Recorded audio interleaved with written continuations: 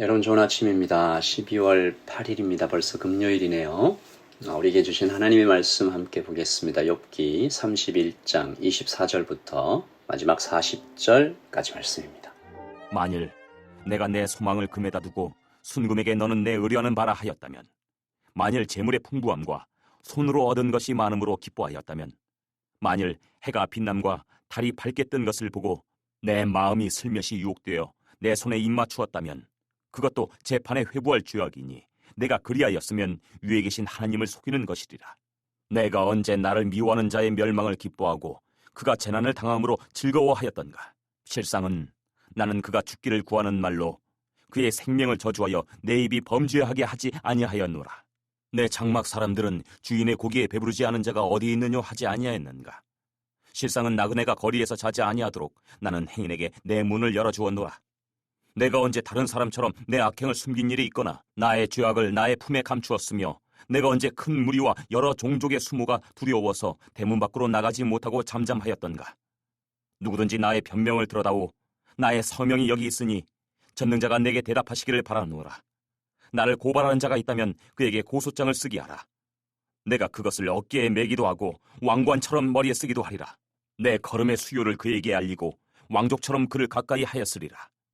만일 내 밭이 나를 향하여 부르짖고 밭이랑이 함께 울었다면, 만일 내가 값을 내지 않고 그 소출을 먹고 그 소유주가 생명을 잃게 하였다면, 밀 대신에 가시나무가 나고 보리 대신에 독보리가 나는 것이 마땅하니라 하고 욥의 말이 그치니라. 아멘.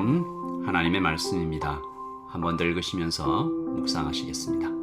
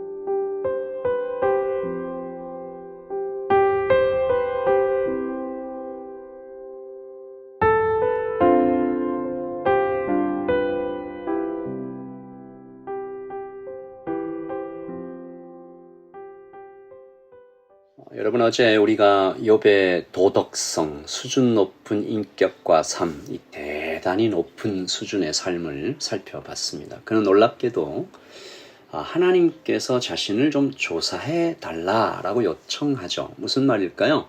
밖으로 드러나는 행위뿐만 아니라 마음속 깊은 곳에서부터 선했다는 얘기입니다.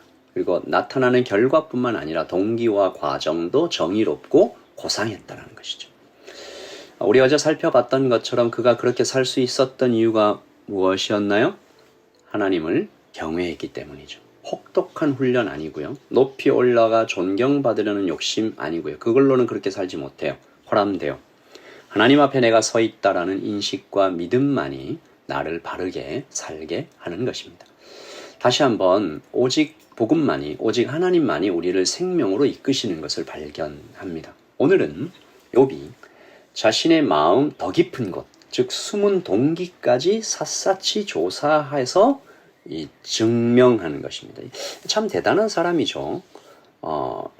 아까 얘기했던 그 모든 선한 행위도 얘기했는데 이제 더 깊이 들어가는 겁니다. 그가 살펴본 그 자신의 내면은 어떤 모습일까? 한 5가지 정도로 요약해 볼 수 있는데, 첫째, 돈 욕심이 없었다. 24절과 25절에 그는 자신의 소망이 재물과 금에 있지 않았다. 여러분, 우리가 뉴질랜드 달러로 얘기해 볼까요? 한 10불, 20불 정도가 내 이 어카운트에 있다면 그거 그냥 이렇게 가볍게 여길 수 있습니다. 그런데 통장에 막 10만 불, 100만 불 막 이렇게 있다고 생각해 보면 이거를 탁 넣는다라는 것은 굉장히 어려운 일이죠. 그래서 하나님께 드리는 이 우리의 헌금이나 이런 헌신들도 지금부터 연습하지 않고 나중에 내가 좀 여유로워지면 이 사실 그렇게 안 됩니다. 욥은 거부였다고 하잖아요. 근데 그가 자신의 그 모든 부에 아무 욕심이, 아무 이 탐욕이, 어떤 집착이 없었다라고 밝힙니다. 둘째, 우상 숭배하지 않았다. 26절이죠. 해와 달에 절하지 않았다는 것입니다. 유혹되지 않았다. 어찌 보면 당연한 일일 수도 있는데 여러분 그 한국에서도 높이 올라간 정치인들이나 사업가들이 점치는 것 보시죠. 사람은 그렇게 연약한 존재인 것 같습니다. 특별히 당시에는 정말 이 과학기술이 발달하지 않았고 갑자기 내리는 어떤 천재지변들의 속수무책으로 당할 수밖에 없는 이 현실 속에서 이 하늘, 태양, 어떤 자연에 숭배할 수 있는데 유혹되지 않았다는 것입니다. 그리고 여기에는 어떤 정치적, 경제적인 이유도 있었는데 이 거부였으니까 이 무역이나 여러 가지 큰 거부들과 또 얘기가 많이 오고 가지 않았겠어요? 그 사람들의 종교, 그 사람들의 우상 숭배에 넘어가지 않았다는 것입니다. 셋째, 원수의 불행을 기뻐하지 않았다. 29절. 내가 언제 나를 미워하는 자의 멸망을 기뻐하고 그가 재난을 당함으로 즐거워하였던가. 적이 많았겠죠. 영향력이 많으니까요. 너무 선하게 살았으니까요. 너무 깨끗하니까 아무래도 시기하는 사람 많았죠. 그런데 그 사람들이 언젠가 넘어질 때 기뻐하지 않았다는 것입니다. 넷째, 이웃의 고통을 외면하지 않았다. 32절. 실상은 나그네가 거리에서 자지 아니하도록 나는 행인에게 내 문을 열어주었노라. 사람들에게 고기를 주어 배불리 먹게 했다. 다섯째, 이거 참 중요한 부분인데 죄를 숨기지 않았다. 33절. 내가 언제 다른 사람처럼 내 악행을 숨긴 일이 있거나 나의 죄악을 나의 품에 감추었느냐.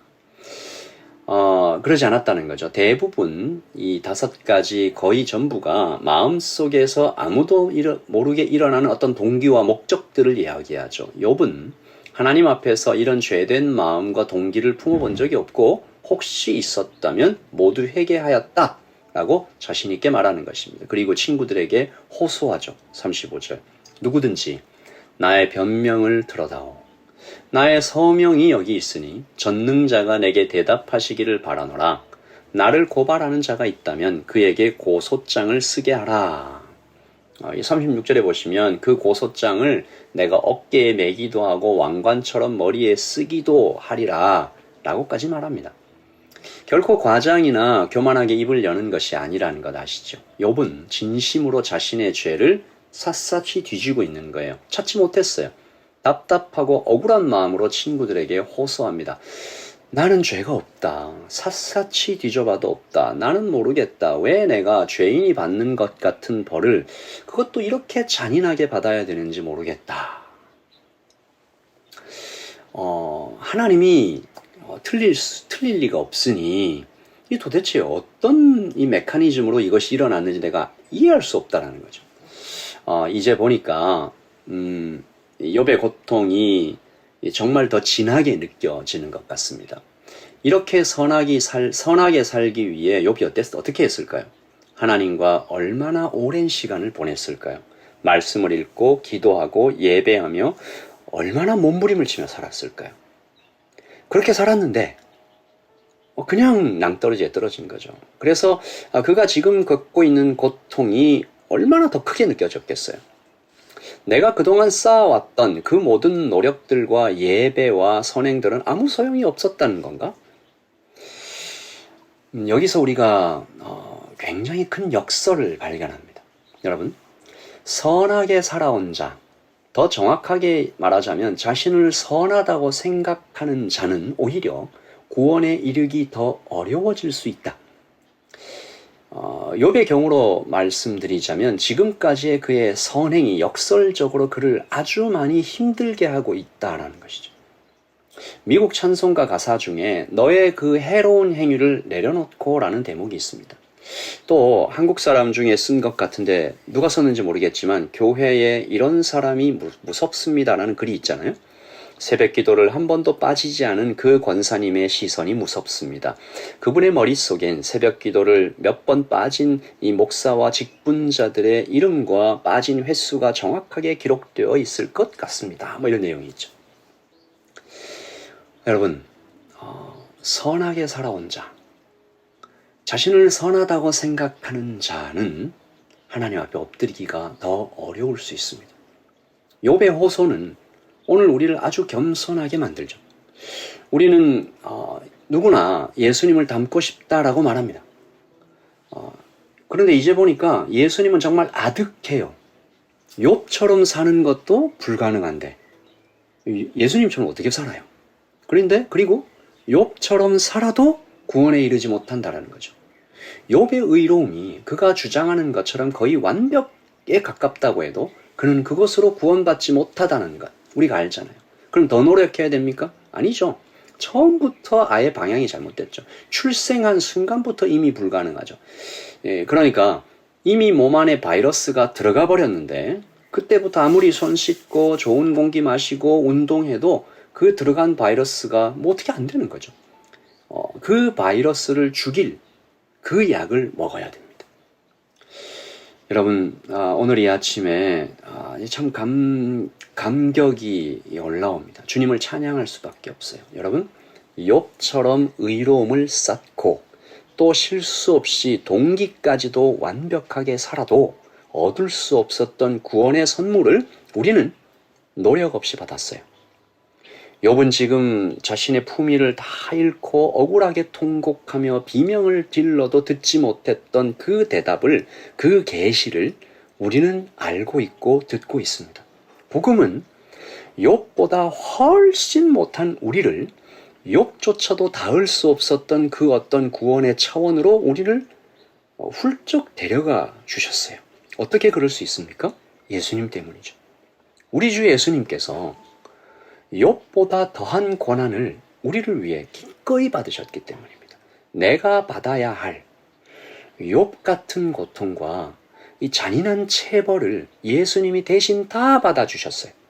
그래서 우리는 천진난만한 어린이처럼 아버지의 품에 안겨, 지금 아버지의 등에는 화살이 꽂히고 돌팔매질이 떨어지는데 이 아이는 아버지의 품에 안겨 몰라요. 그리고 그 품에 안겨 광야를 지나가는 거죠. 여러분, 오늘 아침에 좀 감사하십시다. 우리 욥처럼 살기 어려워요. 뭐 불가능한 것 같아요. 이런 도덕성과 이 동기와 목적과 그 마음의 깊은 곳까지 이 완벽하게 결백을 주장하면서 그렇게 실천하면서 사는 것도 쉽지 않아요. 근데 그렇게 해도 안 된다잖아요. 그런데 우리는 구원받았잖아요. 복음 때문에. 하나님 감사합니다. 하나님, 우리가 지금 받은 이 구원이 얼마나 가치 있는 것인지 깨닫게 하여 주시옵소서. 감격하게 하여 주시옵소서. 감사로 올려드리게 하여 주시옵소서. 가볍게 여기지 않게 하여 주시옵소서. 우리 같이 한번 기도할까요? 하나님, 욥이 돈 욕심 없이 우상 숭배도 하지 않고 원수의 불행을 기뻐하지도 않고 이웃의 고통을 외면하지도 않고 죄가 있으면 즉각 회개하며 평생을 살아왔어도 구원에 이르지 못했습니다. 하나님 아버지, 우리에게 주신 구원은 단지 은혜였습니다. 복음은 욥보다 훨씬 못한 우리를, 욥도 닿을 수 없었던 그 엄청난 구원의 차원으로 우리를 데려가 주셨습니다. 주님께서 우리를 위해 우리가 받아야 할 모든 체벌과 모든 죄의 짐을 대신 져 주셨기 때문입니다. 주님, 오늘도 우리는 주님의 품에 안겨 광야를, 세상을 걸어갑니다.